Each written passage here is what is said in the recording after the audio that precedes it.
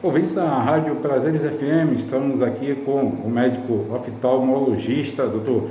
Efrígenes Ferreira, ele que atende na clínica ocular aqui no Shopping Itaguari, em Santo Antônio de Jesus, e vamos conversar com ele sobre algumas patologias da visão humana. Dr. Efrígenes Ferreira, sua saudação aos amigos ouvintes da Rádio Prazeres FM, seja muito bem-vindo aqui à nossa programação. Olá, tudo bem? Meu nome é Efrígenes, eu quero dar um salve a vocês da Rádio Prazeres FM. É um prazer estar aqui contigo, Djalma. E vamos lá, as perguntas de hoje. Vamos ver o que a gente pode elucidar e conversar com os ouvintes para falar a respeito desse órgão tão nobre que é o olho humano, né? E sobre o circuito visual. Diga aí, o que você tem hoje para a gente? Doutor Efrígenes, as pessoas hoje têm muitos problemas, né, decorrentes de patologias na visão humana, e nós temos os erros de refrações que acometem uma boa parte da nossa população. O que são esses erros de refração? Djalma, basicamente são três tipos principais, tá? A miopia, a hipermetropia e o astigmatismo. A miopia, normalmente o paciente tem muita dificuldade de enxergar de longe. A hipermetropia pode o paciente não enxergar nem de longe nem de perto, mas normalmente a visão de perto ela é afetada. O astigmatismo, os dois tipos, a imagem é formada uma parte dentro do olho, outra parte fora do olho, e existe ainda, depois dos 40 anos, a presbiopia, tá certo? Que é a dificuldade da visão para perto. Todos esses erros de refração, eles são tratados e são melhor, vamos dizer assim, conduzidos quando o paciente usa óculos ou lente de contato. Existem cirurgias para o tratamento, aí é uma coisa mais definitiva, mas a princípio o óculos é o principal, seguido de lente de contato, que serve para o tratamento desses pacientes. Esses erros de refrações, eles são hereditários? Então, boa parte sim, né? Famílias de míopes tendem a ter mais miopia. Famílias de hipermétropes ou alto hipermétrope tendem a ter mais. Mas não significa que todos daquela família vai ter o erro de refração, tá certo? Positivo. A miopia, como ela se manifesta na visão humana?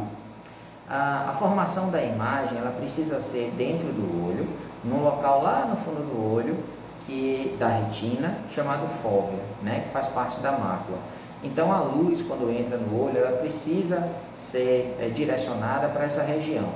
Quando esse direcionamento ele é feito antes da retina, da camada da retina, então se diz que o paciente tem miopia. Ele precisa usar óculos para que direcione a luz para corretamente ela se encontre lá no fundo do olho.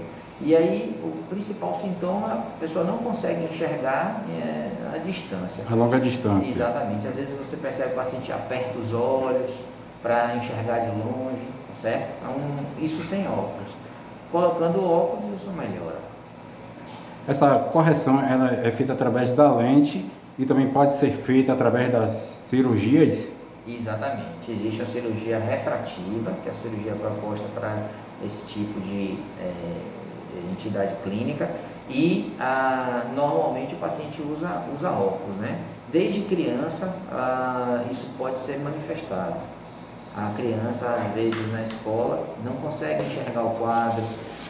Em casa, ela quer chegar muito próximo da televisão para enxergar o que está sendo passado.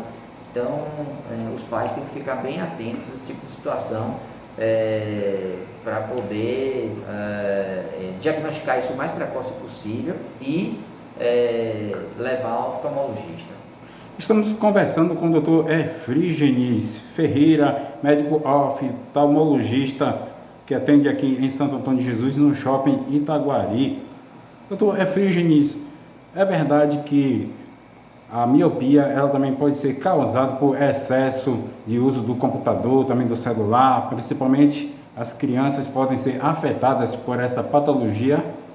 Olha, Djalma, o uso do celular principalmente, e nesse caso, para assistir vídeos, vídeos quando tem 3 dimensões, quando estou falando de filme, séries, para a criança que tem um bracinho curto, ele acaba ficando muito próximo do celular, e isso pode, ao longo do tempo, principalmente criança e adolescente até os 18 anos, ter uma chance de, talvez pelo esforço, aumentar um pouco mais a miopia em quem já tem a tendência de ter, entendeu? Então, positivo.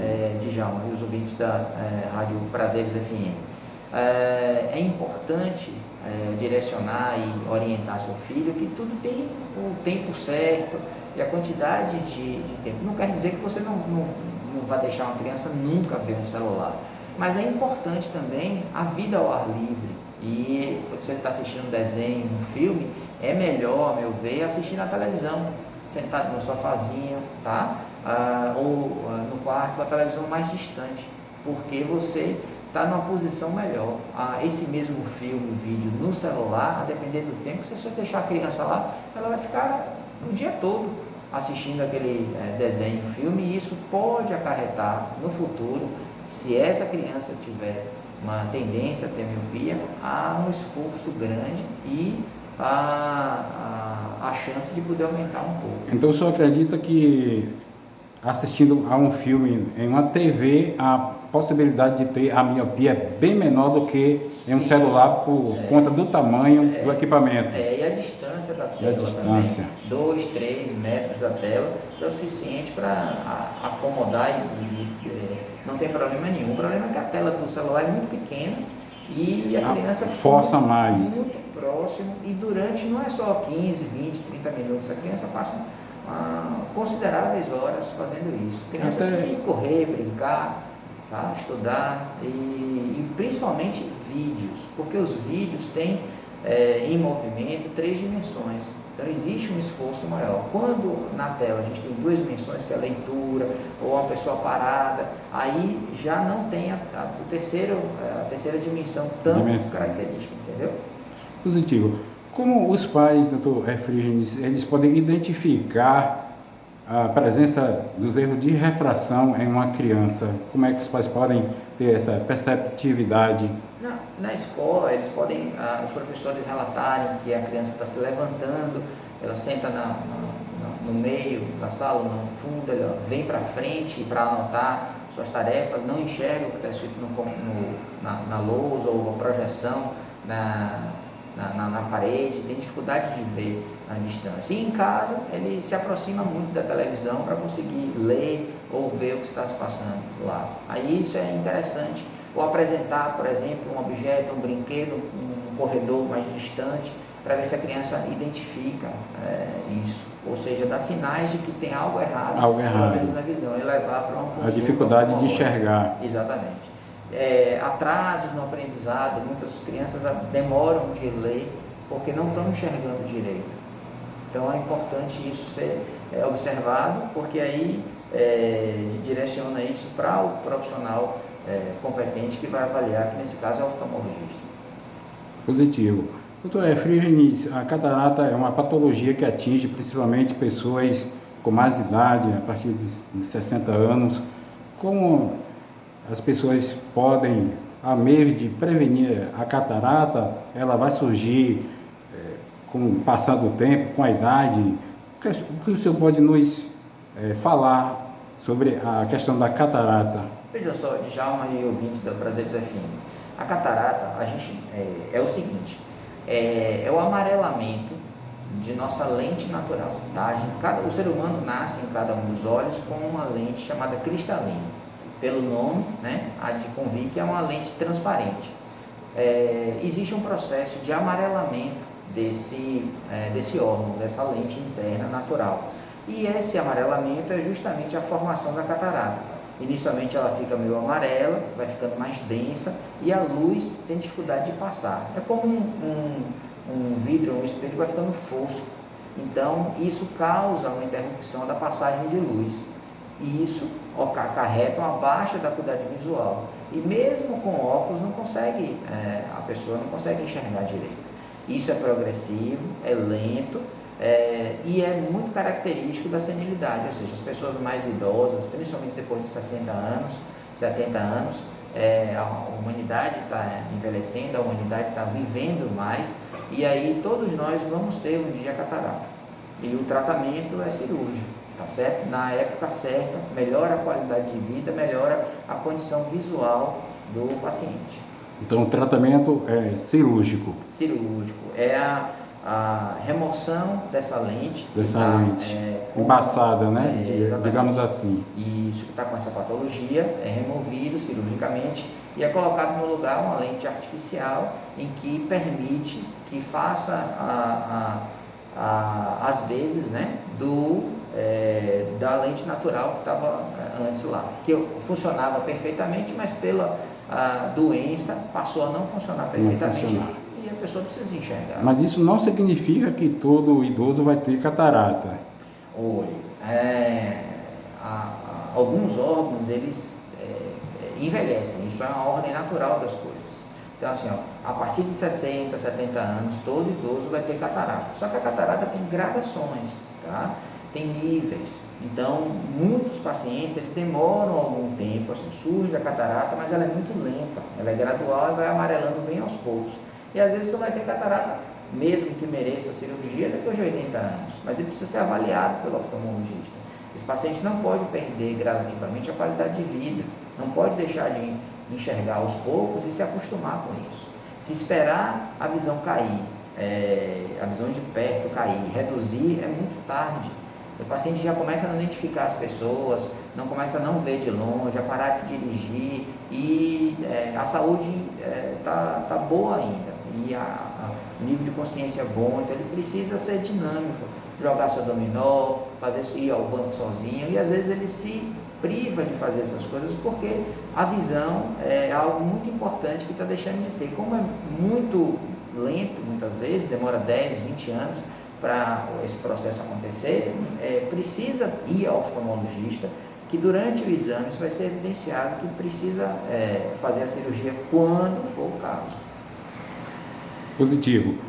Doutor Efrígenes Ferreira, nós temos muitas pessoas que ficaram cegas por causa do glaucoma.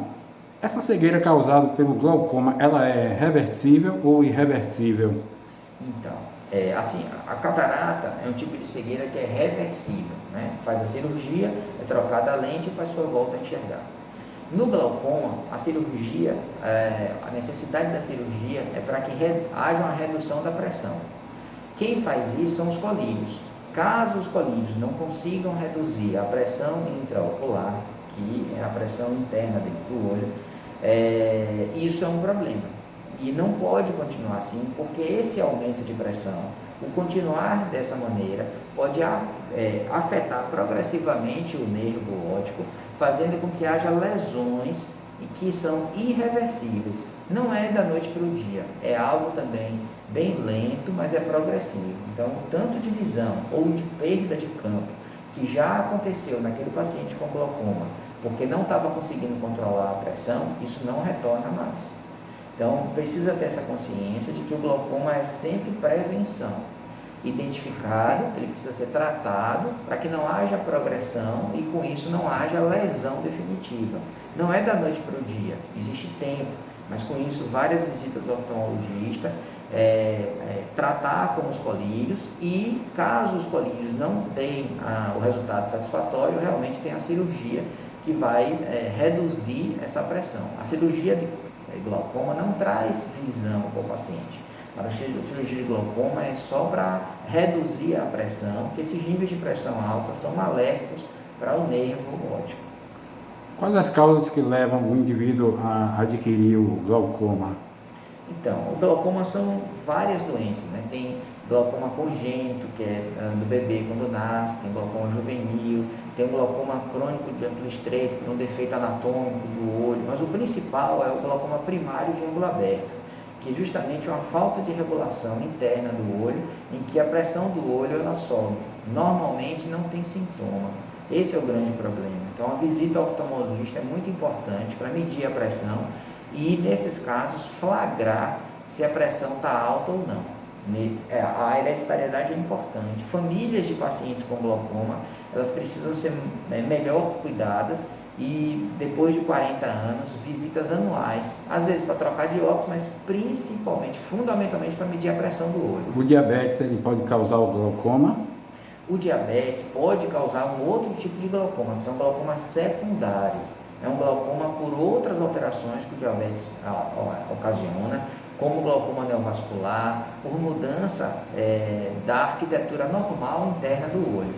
Não é o clássico do glaucoma primário de ângulo aberto, que é uma doença própria. A diabetes pode alterar o fundo do olho, pode acarretar alterações vasculares dentro do olho e com isso sim, secundariamente, aumentar a pressão. E isso dá um glaucoma de difícil controle, porque a base dele está relacionada com diabetes, é uma outra situação. Doutor Efrígenes, muito obrigado pelas suas informações. Gostaria que o senhor deixasse a sua mensagem àquelas pessoas que ainda não fizeram seus exames de rotina com o oftalmologista, aos amigos ouvintes aqui da Rádio Prazeres FM, a sua mensagem.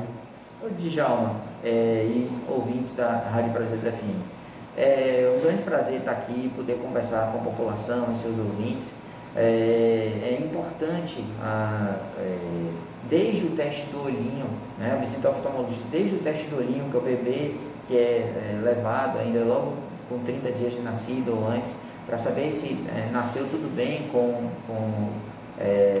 a parte visual dele, para identificação de doenças um pouco mais raras, né, se nasceu tudo bem com o bebê, até a idade escolar e pré-escolar, para identificação dos erros de refração e acompanhar essa criança para que ela tenha um desenvolvimento adequado na alfabetização, o adolescente, o adulto jovem, principalmente depois dos 40 anos, para medir a pressão do olho, avaliar o fundo do olho, o diabético para saber se tem alteração no fundo do olho. Então a presença do oftalmologista é uma realidade importante em nossas famílias, e o aspecto aqui, como se fosse para deixar uma orientação, seria a prevenção.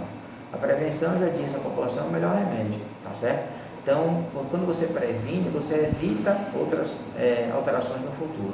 Então, acho que a visita ao oftalmologista e as consultas são importantes. Procurar um profissional qualificado, médico oftalmologista, para que você fique em boas mãos diante do especialista que está ali. E tirar o restante das dúvidas durante a consulta mesmo.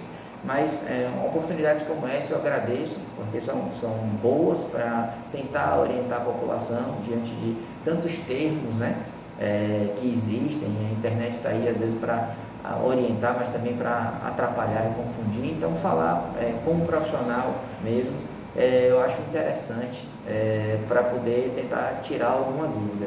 Eu espero que tenha conseguido conduzir de maneira adequada e que seus ouvintes tenham gostado. Com certeza foram muito valiosas as suas informações aqui para os amigos ouvintes da Rádio Prazeres FM.